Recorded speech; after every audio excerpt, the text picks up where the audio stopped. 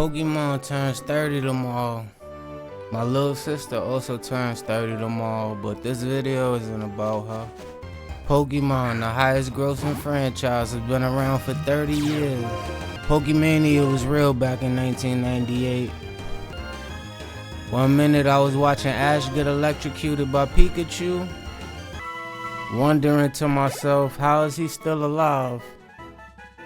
By the end of September, I had a Game Boy Color and Pokemon Red version on top of my Christmas list.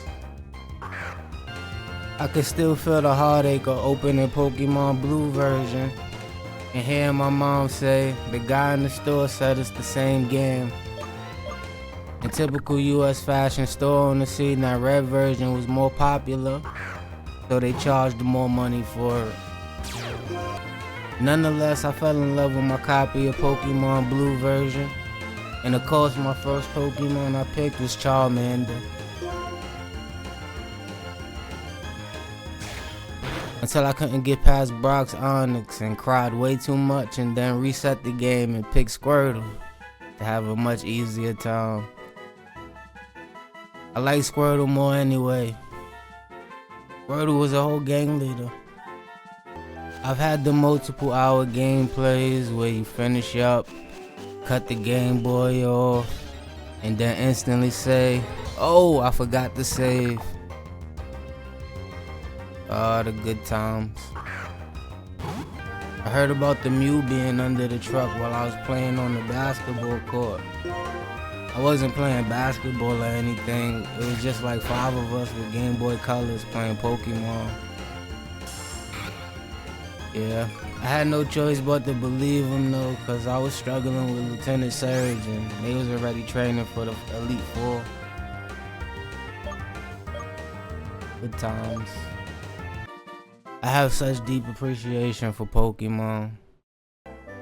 I often find myself doing some type of random Pokemon run when entering a new phase of my life. I love the game for its dialogue and the storytelling. I often get lost in the world. I must admit, my fandom is more casual than die-hard, and I think that's for the best, because Pokemon can be very expensive if you fully invest in it. Eventually, I left Pokemon alone and went on to have adventures of my own. One of my favorite memories as a dad is looking at my son's screen and seeing him watch the Pokemon anime.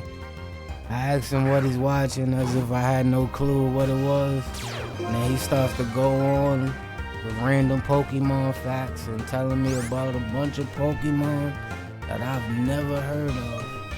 I kinda thought he was making it up because I remember 150 or more to see. The more to see was 151.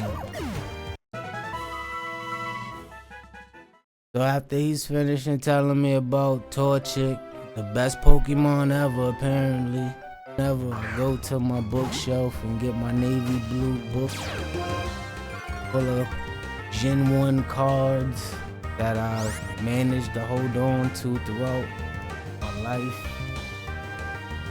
And his eyes light up when I give it to him.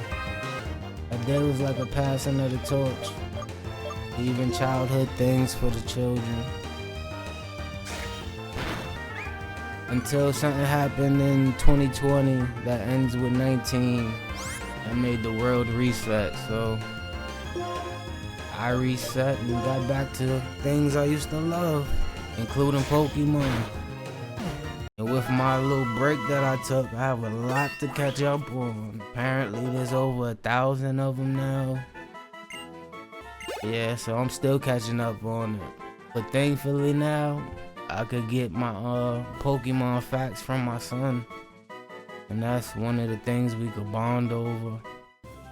I just want to thank Pokemon for the decades of fun and the countless of memories. And I'm not gonna lie, the first time I fought Sudowoodo, it took me, I had to fight about 3 of them before I realized he wasn't a tree. I was hitting him with fire moves way too much.